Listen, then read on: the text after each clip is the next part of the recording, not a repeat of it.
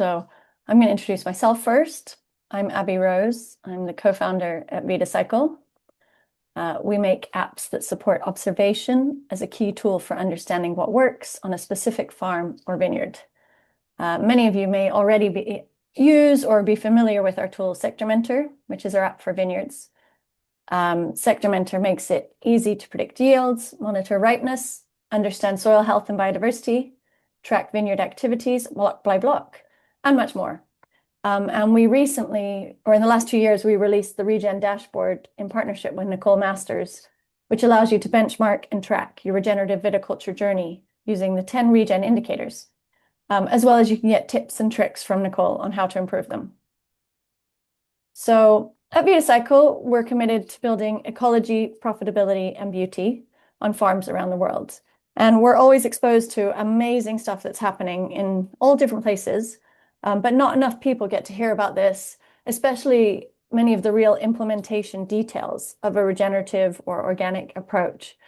So this series is about connecting the conversations and sharing knowledge, highlighting the work of people like Will Davenport and others as brilliant practitioners and people we can learn from if you want to take a more regenerative approach. So if you do have any questions, please ask them using the Q&A function.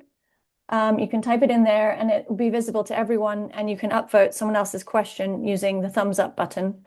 And we'll come to the questions just before the end, 15 minutes before the end. So it's such a pleasure to be talking to Will Davenport, sorry. It was through conversations with Will and his team that we initially developed many of the core reports in Sectormentor about 8 years ago now, I think.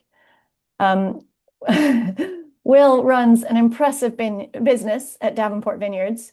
They make super delicious wines, all organically. And now you're also selling some regenerative grapes.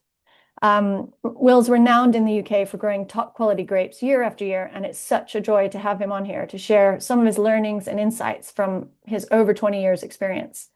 I was reflecting that in previous episodes when talking regenerative, we've often focused on specific things like sap testing or cover crops and other like common approaches in a regen toolkit.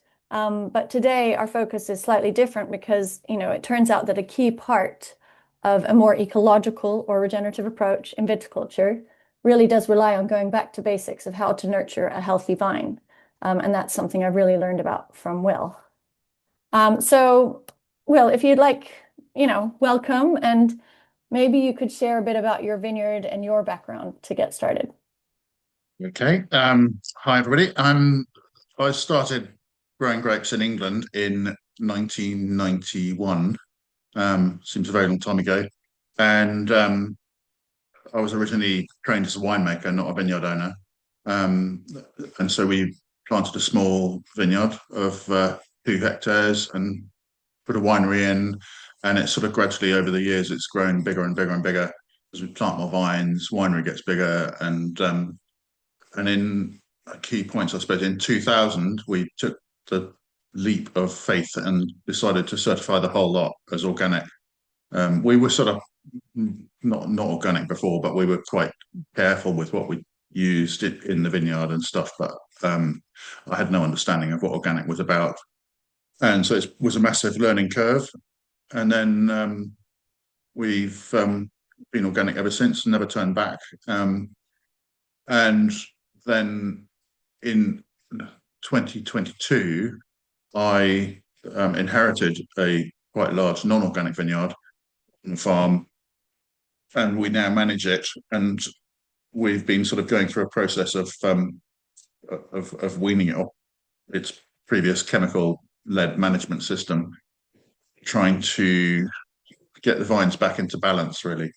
And so that's been my project over the last 3 years or so.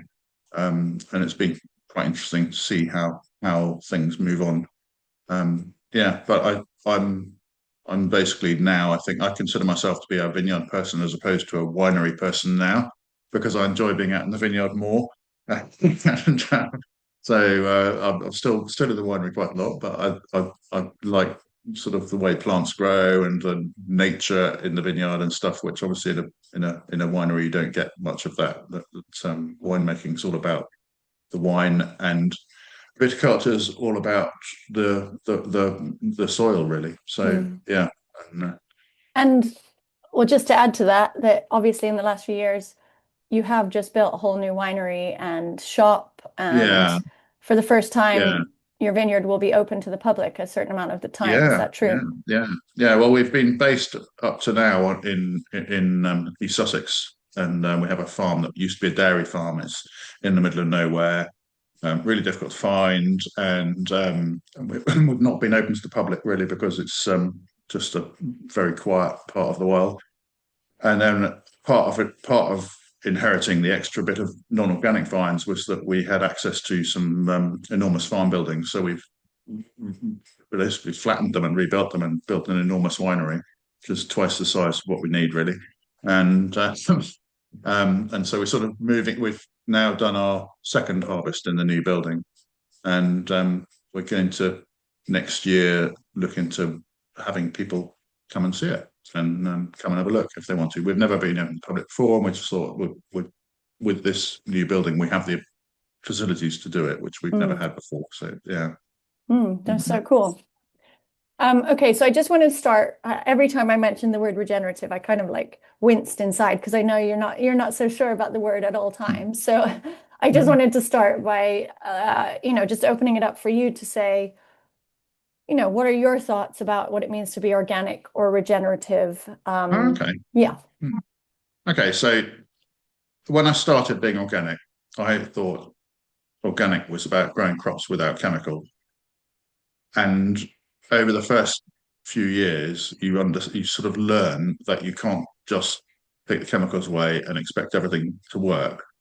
So you can't remove fertilizers because you need to put something in. So you have to use organic fertilizer or composts or manures or something. And similarly, in weed control or something like that, if you don't do herbicides, you have to find other methods of doing it. So, and this is why organic farming is possibly harder work than non-organic farming. So farming organically basically works around the principle that if you look after your soil really well and you have really diverse soil with lots of life in it and bacteria and earthworms and everything else, the vines will grow healthier because they're growing in a better soil and they're being fed properly. And in that way, it has a big crossover with regenerative farming as well. I'm personally not sure what regenerative farming is apart from that. The idea that you don't use herbicides and you look after your soil properly. I mean, I know the sort of dictionary definition of regenerative is that you're trying to regenerate something that might have been depleted in the past or something. So and it's obviously about biodiversity and improving wildlife in the area as well.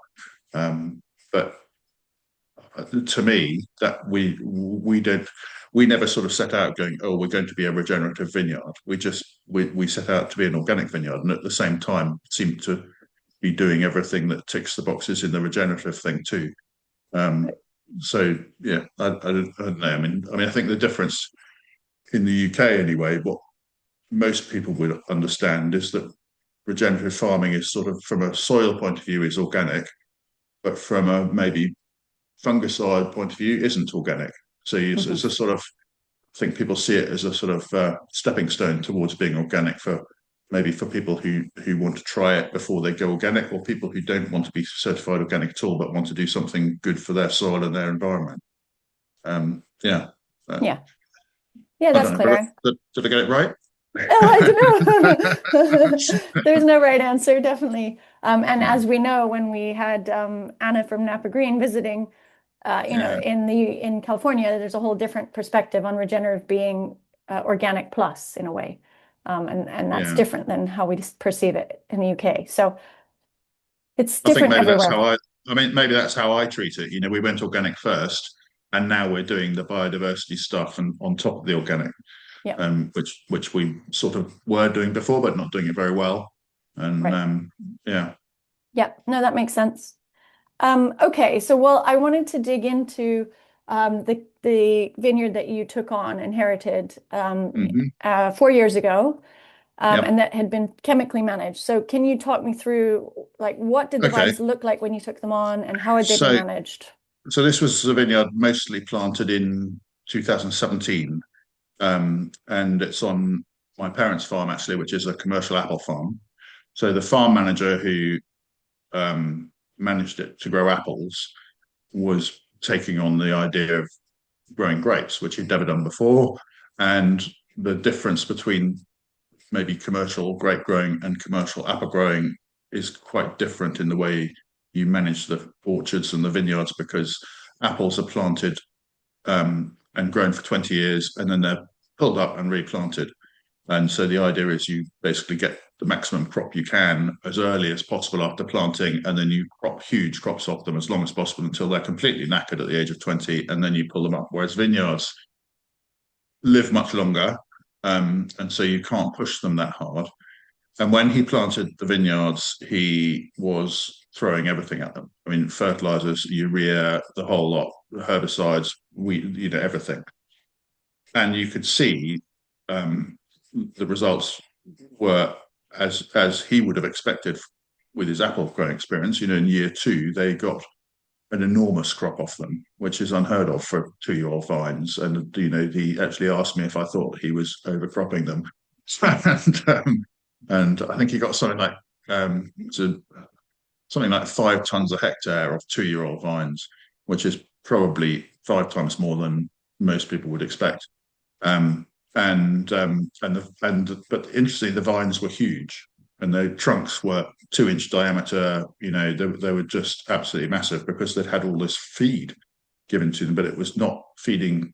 In organic farming, you always feed the soil, and he was putting lots and lots of foliar feeds on and stuff like that. So he was. I'm not criticizing him because he was doing it in a commercial way, and that's from a pure commercial point, he was probably doing the right thing. But I inherited them in 2022 when they were 5 years old, and the vines were growing so fast in the spring that we couldn't actually tuck them up quick enough. You go around the vineyard tucking up the bottom sets of wires, and before you finished it, the vines you started on are up in the top set of wires, and we had to trim them constantly to stop them just becoming too bushy. And so my job since 2022 has basically not been to starve the vines, but to stop using herbicides for a start, and convert them onto organic fertilizers, which are generally much lower in nitrogen. And we haven't been foliar feeding them unless we see a specific deficiency or something in the summer. And they're not registered organic, so we can use fungicides, sort of the wide range of fungicides that are available in the UK. And if we wanted to, we could use herbicides, but we don't want to. So over 22, 23, 24, 4 years, we've seen the vigor of the vines based on the pruning weights that we do in the winter has dropped by about 20%. And we're now sort of I haven't done the pruning weights for this winter yet because we haven't started pruning, but I'd be interested to see if they're still dropping or whether they sort of reach a stability level. If they're still dropping, we might have to think about maybe feeding them a bit more next year. And in the same period of time, I looked this up this morning, in the same period of time, the vigor on our organic vines has increased by 30%. So, Wow. it's difficult to compare figures from the two vineyards because our vines are so much older. Yeah. So they would all automatically probably have a lower vigor anyway because of the age of the vines. But yeah, they're slowly becoming similar. So when you walk around the vineyard now, you don't see a huge difference between the organic vineyards and the non-organic vineyards. Whereas 4 years ago, just the color of the leaves and the vigor of the vines, they were different animals completely. So I'm trying to sort of, I think it's about achieving balance. So the plants are in balance, and I think if they're out of balance, that's when you start getting disease problems and ripening problems and all sorts of things. So yeah,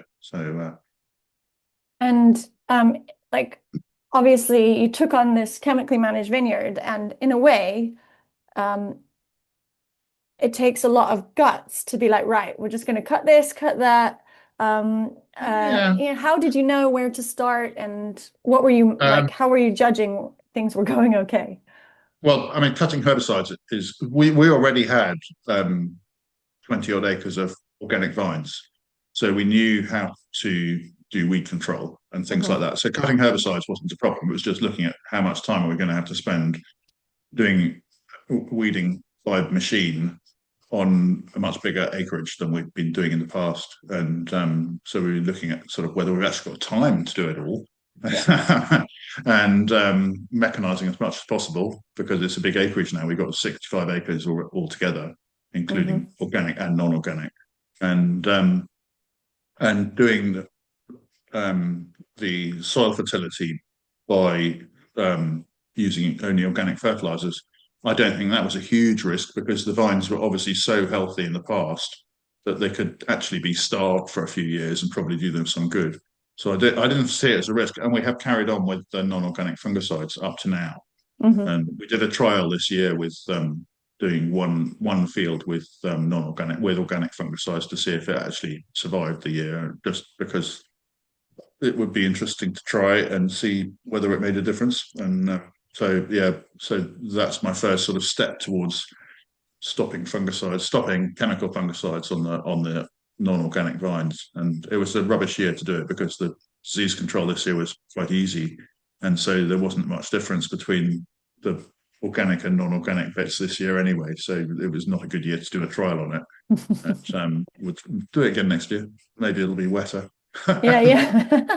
Well, hopefully not, but No. um, Yeah. and did you see any yield, a change in yield, and how, yeah, how have you dealt with that? Yeah. I looked it up. The yield between the two plots is normally within about 10% of between the organic and the non-organic. And I looked it up, and in 2022, the organic vines were 8% lower. 23, they were 6% lower. 24, I'm not sure why, but they were 25% lower. And this year, the organic vines were 10% higher. So it's sort of, I mean, it's a common thing you hear, sort of people who criticizing organic vineyards saying, well, you're going to lose 20% of your yield or whatever. And we're not you losing that much, but um, it, it's sort of within 10%. And obviously this year plus 10% as opposed to minus Hmm. 6% or something. So I think, yeah, if you take out the minus 25% year, which I'm not sure what caused that. I have to look into the data and find out exactly. It might be one grape variety that didn't set Right. fruit properly or something like that. Yeah. Yeah, we're sort of. I think over the three other years, we're probably roughly the same. Really, maybe very very slightly lower on the organic crop, but yeah. But again, the organic vines are a lot older, so Hmm. they're likely to have more trunk diseases and things like that, which might affect the yield and or more vines that are struggling within the vineyard. And Yeah. um, yeah, so the younger vines should be yielding higher anyway. And, Right. yeah, Totally. And maybe you could say a little bit about how the financials worked out in terms of because as soon as you reduce those inputs in 2022, yeah, um, that must have been a big change. They must have been expensive prior to that. yes, yeah. I mean, we were the I think it was 17 hectares or something plus another. They did another lot of planting in 2019, so altogether 17 hectares of non-organic vines, and I think they were spending somewhere around £30,000 on chemicals in total. And the first year we took over, we halved that, Hmm. and then the next year we went down to about £11,000 in chemicals. And as we go more towards organic, that will just get lower and lower Right. because the organic fungicide treatments are cheaper per hectare. And things like sulfur. Some of these chemicals that you buy for non-organic. I mean, I'm sure anyone who has a vineyard who's watching will know this. But you buy a 1 litre pot and it's 250 quid or something for a 1 litre that does 1.5 hectares. And yeah, I did a a cost study on sprays literally a few years ago, and I think I worked out we were spending about £250 a hectare on our organic vines for disease control. And at the same time, an organic vineyard would have been spending probably 4 times that. So, but then on the other side, we have more man hours in the vineyard doing canopy management. We're going around constantly checking for powdery mildew and things like that. So we spend a lot more time out in the vineyard, and only really during the summer. In the winter, obviously, pruning vines is pruning vines. Doesn't matter if they're organic or not. And mowing grass and things like that, all the same. It's just the canopy management, really. And I'm hoping, as we try and reduce the vigor on the non-organic vines, that the canopy management will be roughly the same on both plots. Yeah. Okay. So that makes then sense. I mean, I'm hoping in the end we'll make the chemical saving, and we won't have a huge extra man-hour bill for it. The one thing that does cost a lot more money is weeding. Is keeping the strip on the vines reasonably clear. I mean, in a conventional vineyard, you'd be going around once every spring with glyphosate or something, and that might, if you're lucky, that might do you for the whole season. And we're going around the vineyard every month with a weeding machine, which is, it probably takes 2 days a month for a person on a tractor to go around the whole vineyard. And so that's significant. A lot more time. Yeah. And actually, maybe we can move on to canopy management, because that was the thing I wanted to ask about next. Is because you talked about achieving a balanced vine. Can you talk a bit more about that, what that means, and the importance of that to your system? So most vineyards in the UK are too vigorous, in that most reasonably big vineyards in the UK have a trimming machine. So they have to top the vines, and then they have to trim the sides, because once you top the vines, they produce sidewards growth. And so you get lots of laterals. And so you then have to trim the laterals off. If a vineyard was genuinely in balance, you probably wouldn't need to trim the sides, because it wouldn't be vigorous enough to grow that fast. The UK has a lot of very fertile soil, so we have a high vigor vineyard site. Basically, as a country, it's a high vigor vineyard site, and yet vines need, obviously, minerals and things like that, so you have to carry on feeding them. And I'm not a soil scientist, but there are things, clay soils, for example, have all the minerals in them, but the vines can't always access them. So you need to be able to make a nice soil. I mean, if you look at what someone would have in a vegetable patch, it's sort of dark, crumbly soil, and in a vineyard, quite often it's compacted clay or sand, or it's not quite the same thing. So I suppose what we're trying to do is, by adding compost and things like that, is trying to reproduce what you'd have in your garden flower bed. Nice, dark, rich soil, and then the vines will grow in it. But then at the same time, you don't want to feed them with lots of nitrogen, because that will make them more vigorous. So I mean, I don't take this from a scientific point of view. I walk around the vineyard and look at it and go, okay, we don't need to feed those vines. They're growing far too fast. And other vineyards, you just look at it and you think they're struggling. And it might be due to very well drained soil and lack of moisture, or it could be down to fertility or anything. But it's we still get soil analyses done and things like that. So we don't do it all by just by checking visual assessment. And then in the winter we do a more measured version of vine vigor, so we can see, we measure the weight of prunings taken off the vineyard when we prune the vines, and that's our way of assessing whether the vigor is increasing or decreasing each year. And so we'll take maybe 10 or 20 vines, gather up the prunings and weigh them, and record it in your wonderful app, and then we can sort of plot a graph of vine vigor over the years, and it is slightly dependent on rainfall, so it's not all about soil fertility and stuff like that, but it gives us at least a basic sort of measurement that we can use, because you can't really measure vigor in any other way, I don't think. Hmm. Hmm. I mean, if you when I was at college studying winemaking and stuff, they would sort of say, well, to measure canopy density, you need to sort of stick a ruler through the canopy and see how many leaves are touching it and things like that. So you can do it that way, but, in the summer, but by then it's too late. Yeah, exactly. No, yeah.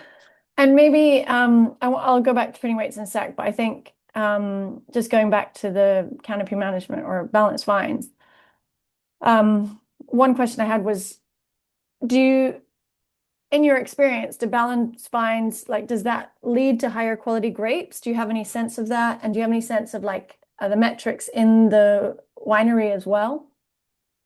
I think that there is a balance. I think when you're looking at vine vigor, if vines are too vigorous, the grapes I don't think will be produced quite as good. You get a bigger crop maybe, but they won't ripen as well. Hmm. Um, and if the vines are not vigorous enough, you'll get a much lighter crop because the vines will struggle to grow bunches basically. So you'll get lots of small berries, and again probably won't ripen very well because the vine just doesn't have enough leaf to photosynthesize enough. So it's a sort of yeah, there's a bit in the middle.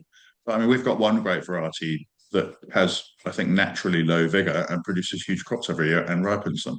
So it's obviously there's a varietal thing there as well, I think. And I mean, Chardonnay can produce massive crops and still ripen it, if you get the sunshine. But, yeah, so it's not. I don't know. I mean, I think there is a thing that I think certainly if you have big, heavy shaded canopies and the sunlight doesn't get into the middle of them, you'll get more disease, but also I think the grapes won't ripen quite so well.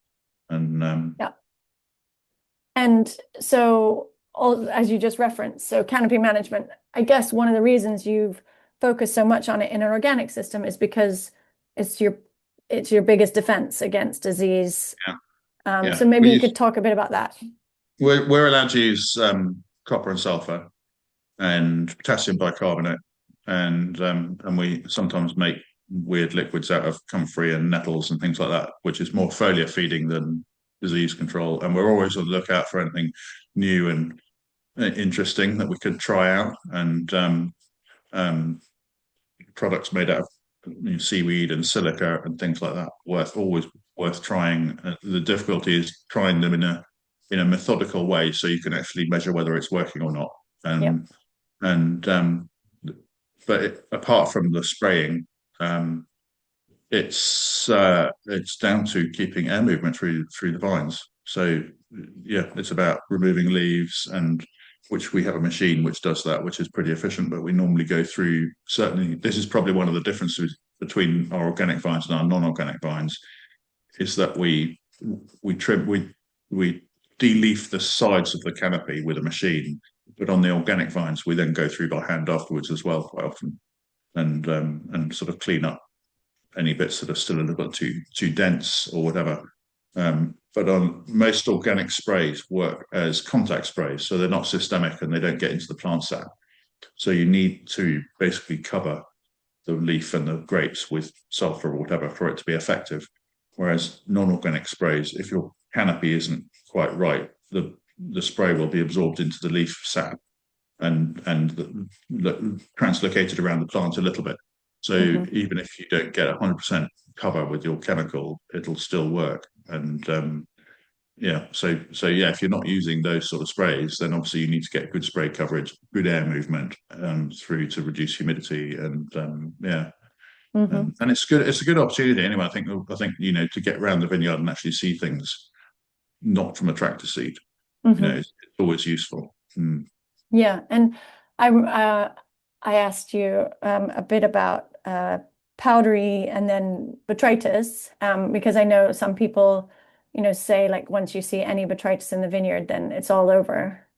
Um, Yeah, and I just yeah. wondered what are your thoughts on that? Is that what you've been your Um, experience in your system? Yeah, powdery mildew, I think is a bit like that. If you start seeing powdery mildew, then you've got to go down and physically remove it as fast as possible and spray afterwards with potassium bicarbonate or something to, if there's anything that you haven't managed to get off. But we, you know, go and pick it off and get rid of it somewhere as far away from your vineyard as possible.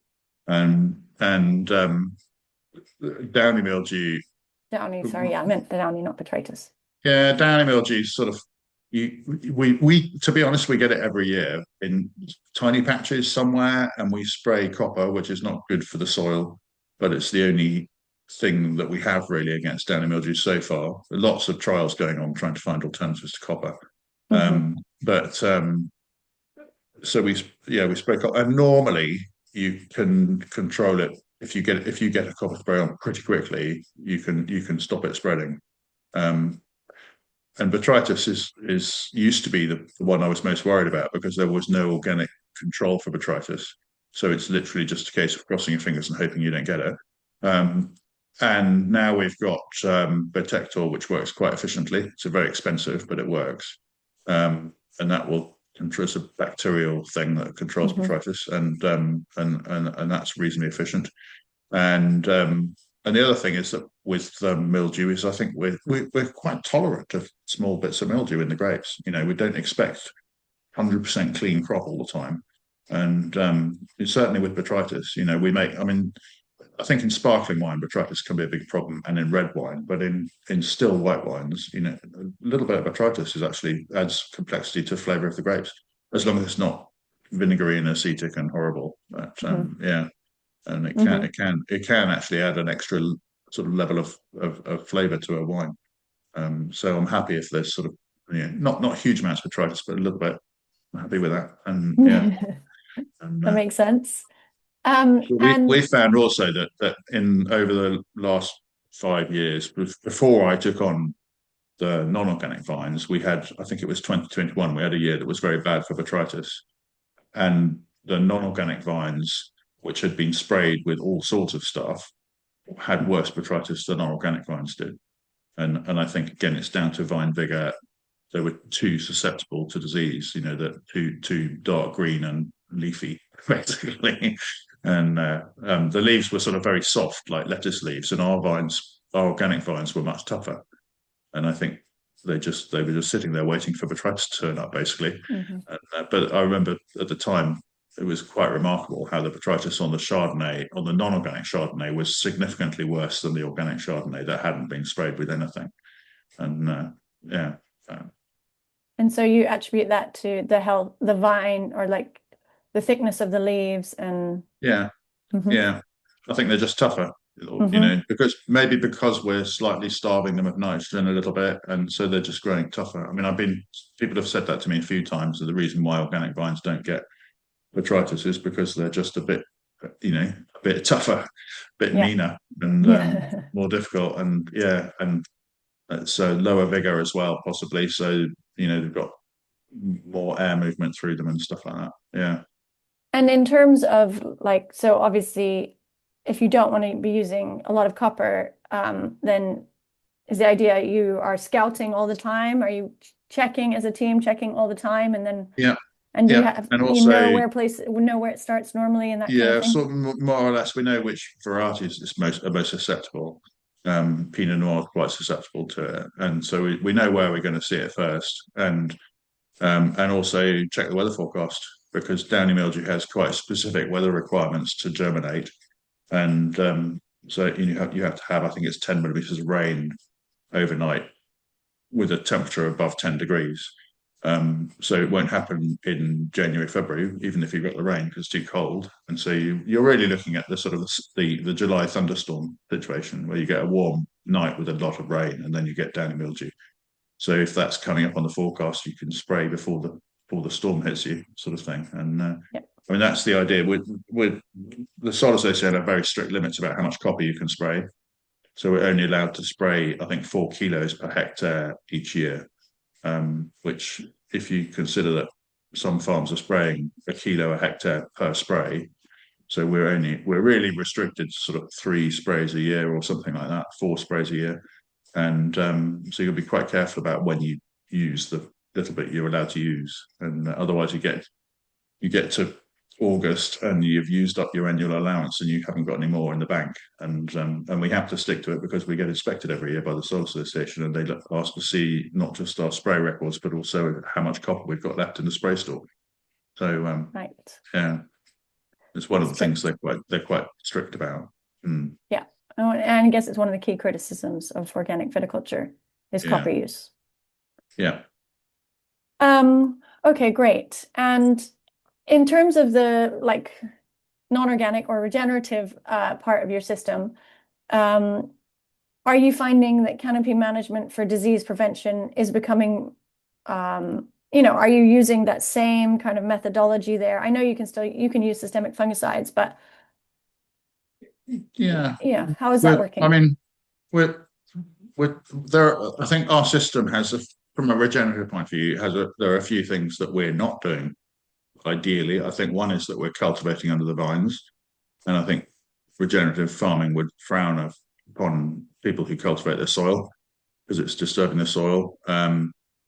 We haven't really got into using green manures maybe to the full benefit they could provide. I think we've just got sort of permanent grass and lots of what some people would call weeds, but there's that. I mean, there's a good mix of different Hmm. plants in the row, but we haven't. I mean, there's only one or two fields where we've actually deliberately sown seeds. Normally, when we plant a vineyard, we just let it naturally regenerate, and so you get a year with lots of thistles, and then the next year you get clover and the grasses start to come through. Yeah. And but we've never. Well, there's one plot we did actually seed with mixture of seeds, and you can still see it now. Actually, I mean that was planted in 2016, and you can still see that there's a lot of trefoils and chicory and things like that growing in it, and it looks nice, and Yeah. lots of insects like it. We're planting another vineyard next spring, and what we're starting to do now is leave much bigger headlands, and also leave sort of strips down the middle of the vineyard unplanted, so we can put like a sort of buffer strip down the middle of the vineyard with taller plants in it and things like that. Not a windbreak, just things, so we can have things like chicory growing down the middle of the vineyard, and Yeah. it all designed to try and bring insects into the vineyard really. And Right. mm, Yeah, because there's some research that shows like insects can travel kind of 50 meters from their habitat. yeah, So, yeah, and things like beetles can't even travel 50 meters. So, so they're about 10 meters, I think.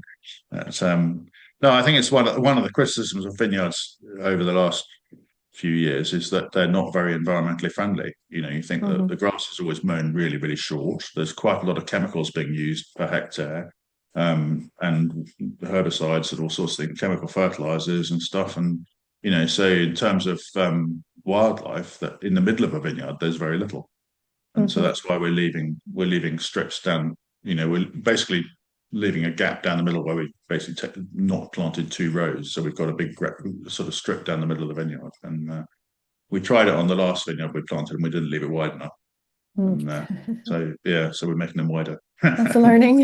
Yeah, yeah. Um, okay, yeah, and then I just wanted to dig back into pruning weights, Hmm. because yeah, you told me that any vineyard that not using pruning weights is missing out, and yeah, could you explain how you use the kind of the pruning weights trends graph Yeah, to yeah. make So decisions?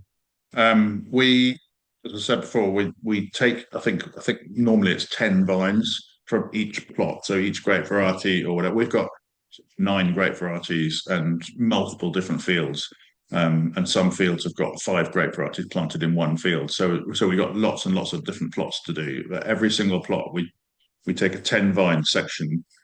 Normally it's the same 10 vines. We've got them marked out in the vineyard, and we prune them. We count the number of canes that we've pruned off, and then we weigh the total weight of prunings, so we can work out what the weight of cane weight is per vine and what the average weight of a cane is on each vine.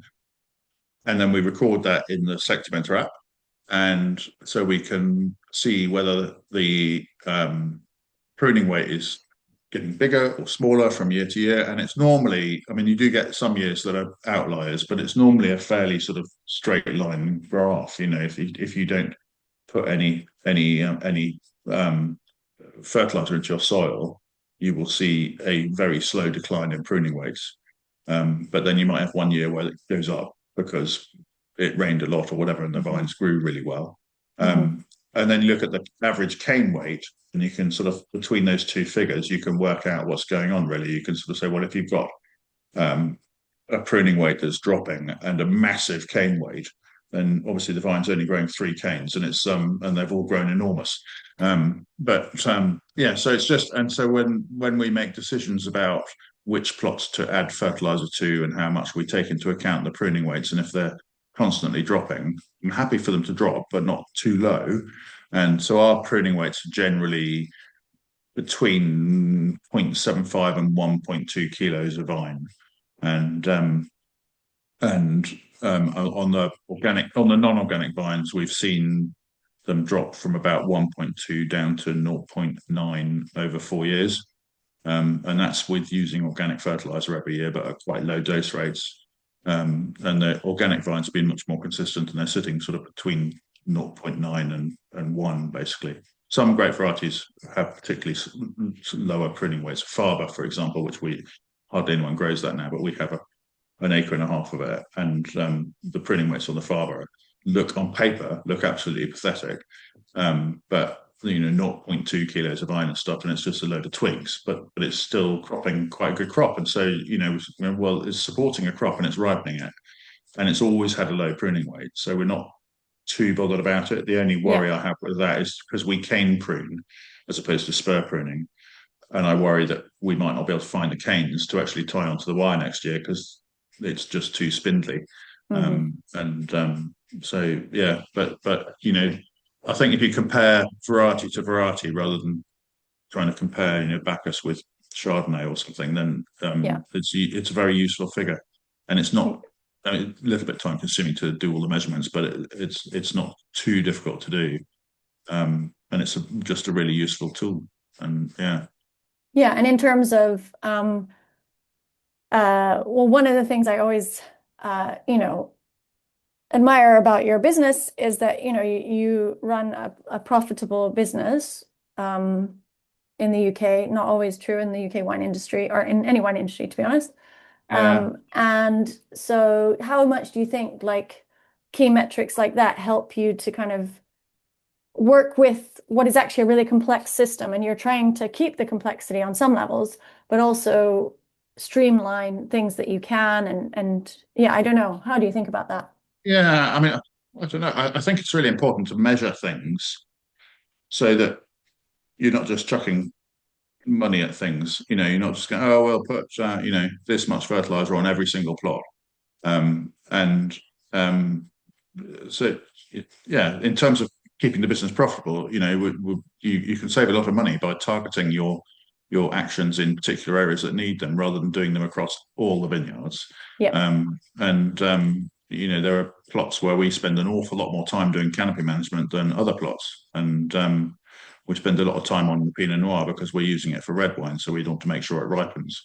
Whereas on the Bacchus, we know it's going to ripen, so we spend less time on canopy management. It's about targeting your time and inputs into the places that need them, and you can only really do that if you've got accurate data, and you know what's going on. I suppose if you had a smaller vineyard, you can do it by walking your dog around it every day and looking, but on a big vineyard, you can't really walk around it every day. It's too big, and we're not. I don't think we're a big vineyard, but we're a medium vineyard, I think. But so we're making about 40 or 50,000 bottles of wine a year. So we're not into the hundreds of thousands of bottles, and so that makes it manageable from my point of view. Right. Totally. And I was wondering, are there ways that your wider ecosystem, because you said you became organic and then you started to become into biodiversity and building soil health and all those things.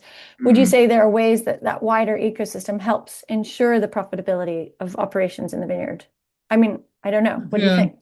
I don't know. I mean, I think farmers in the past, with wildlife, especially farmers in the past, have sort of been battling with wildlife to keep every single potential predator out of their fields.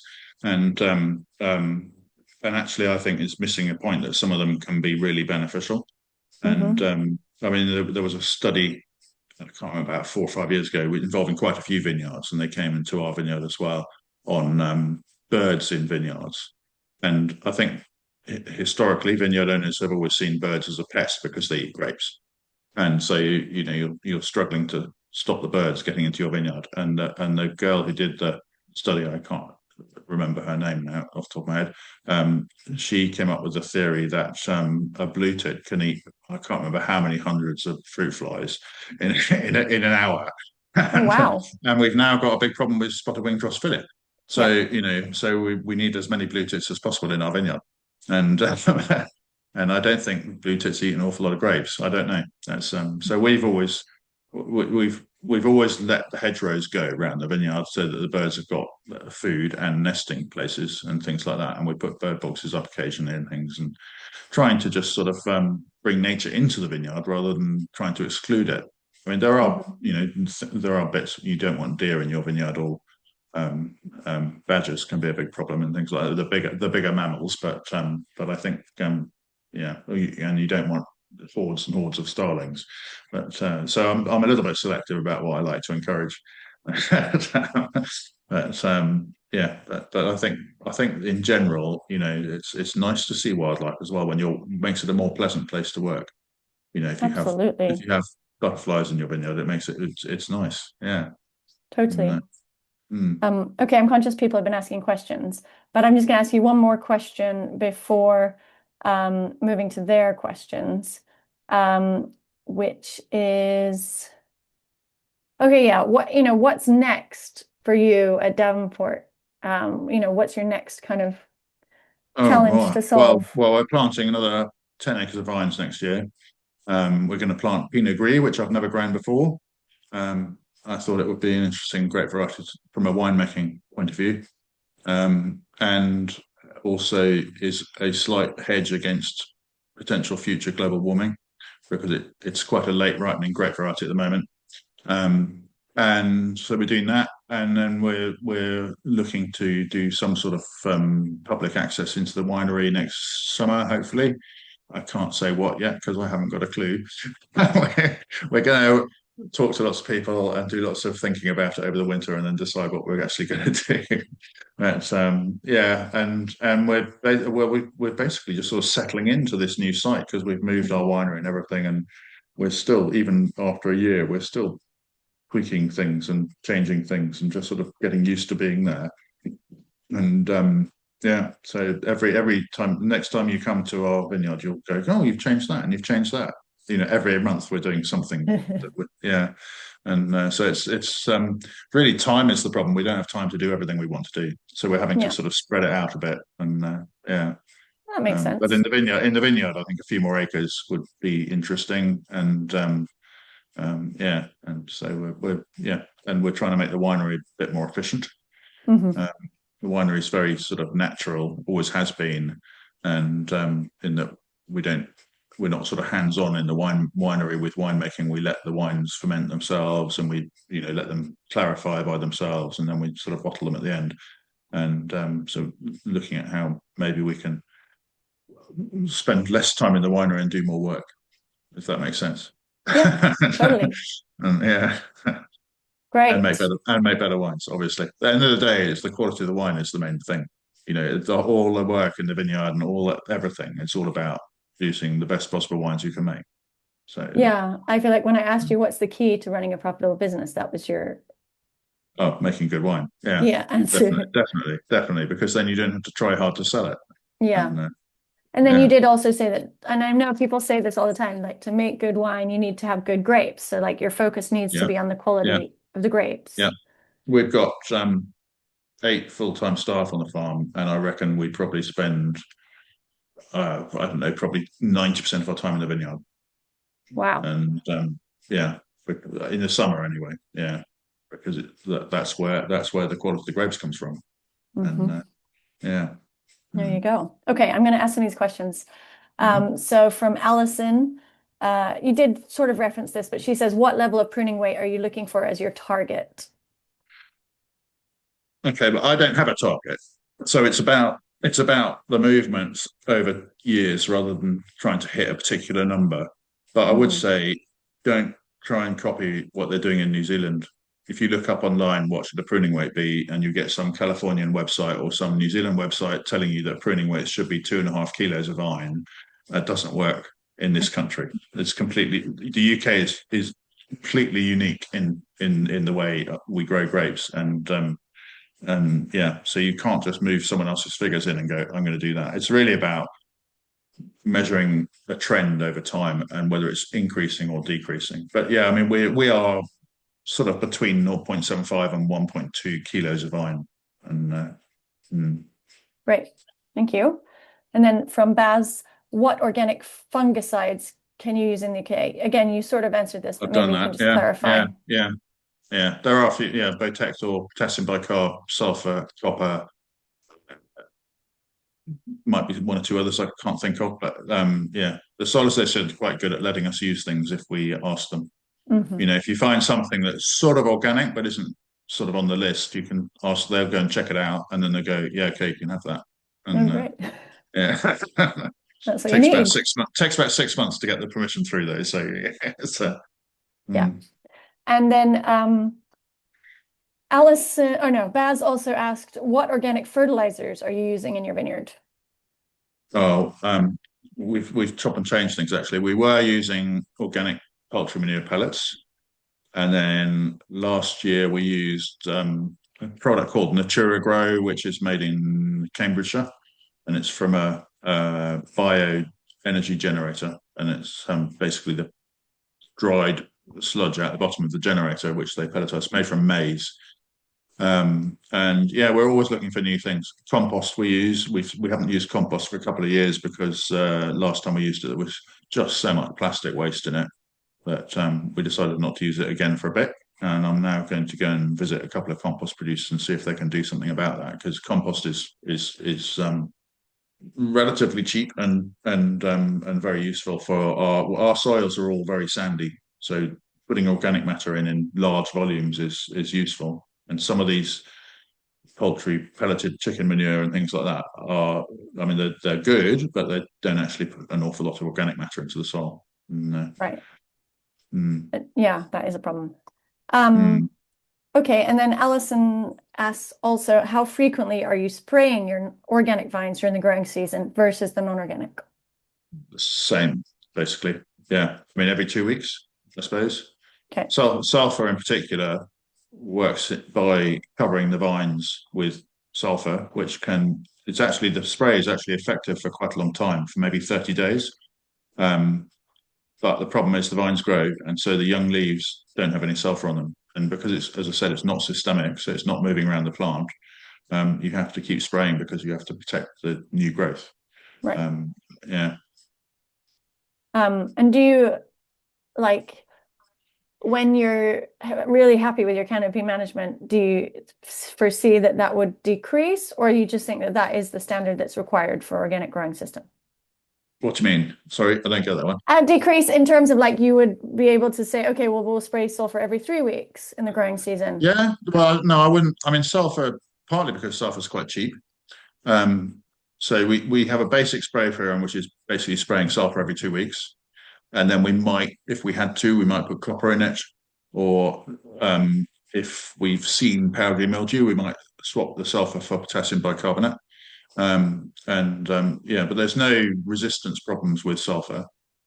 So yeah, I mean, it's one of the things when I first went organic that I was a bit worried about, because in theory, with non-organic sprays, you could spray every 3 weeks.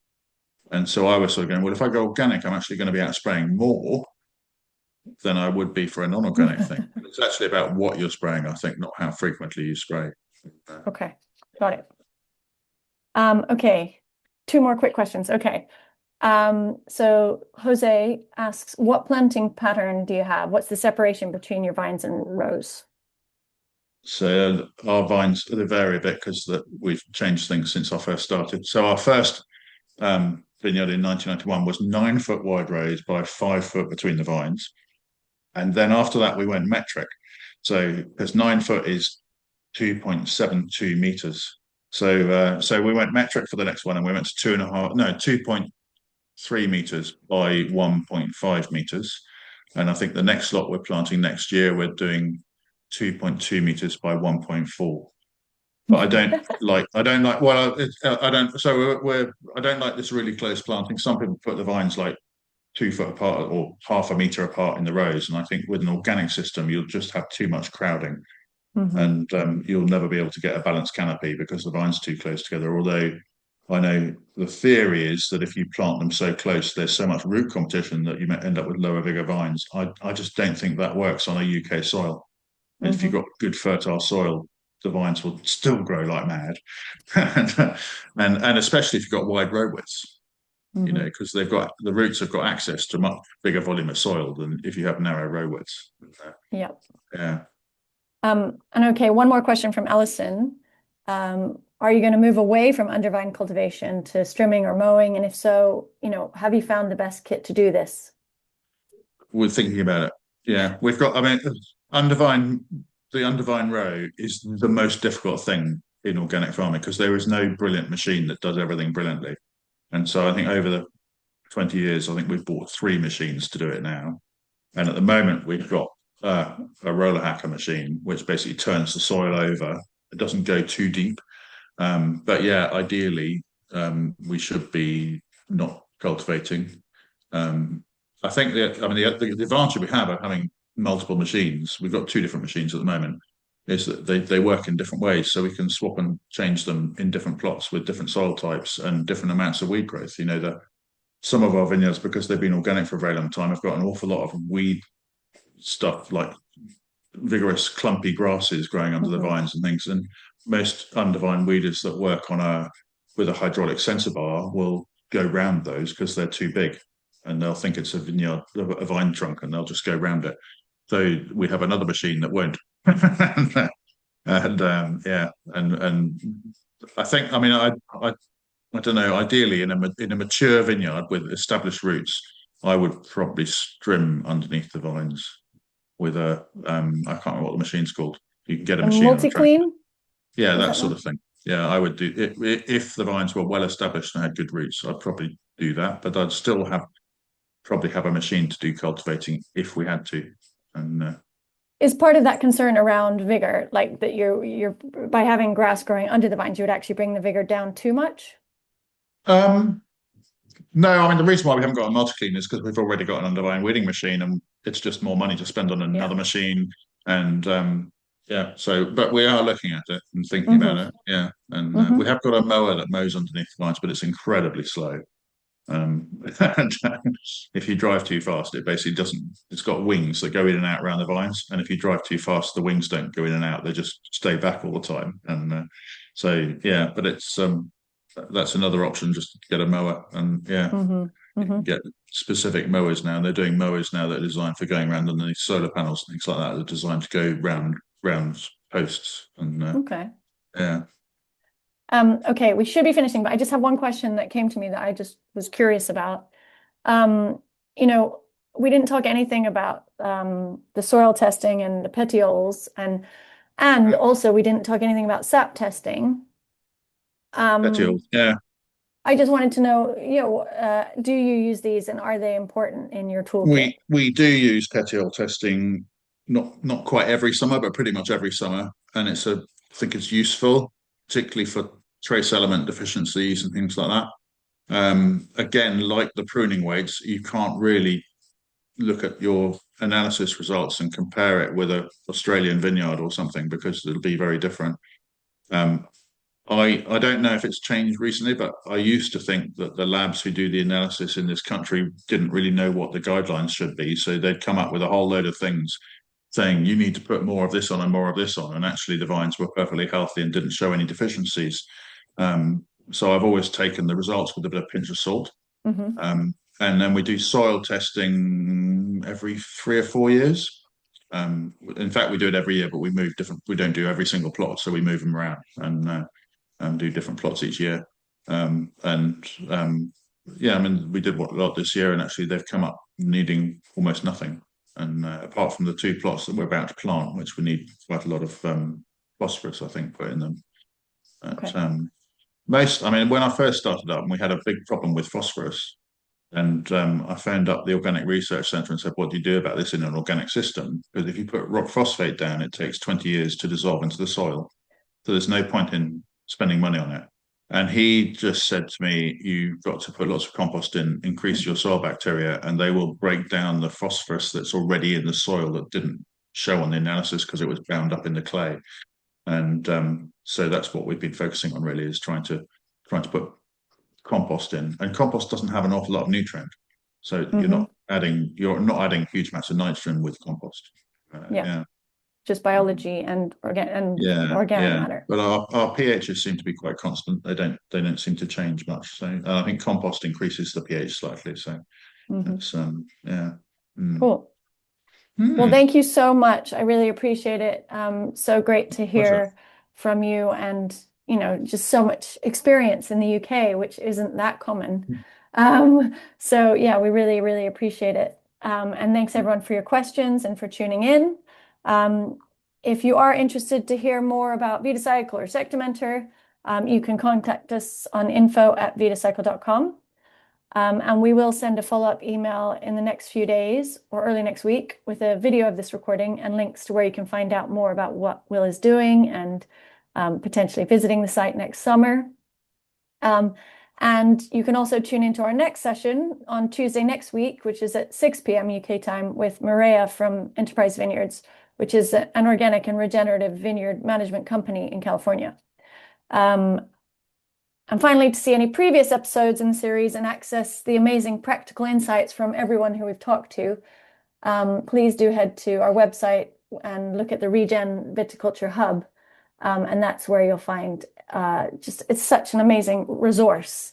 And now you're part of that. So I really appreciate that, Will. And just to reiterate how much of an inspiration and guide you've been for all that we've done and learned over the years. So just to say thank you as well.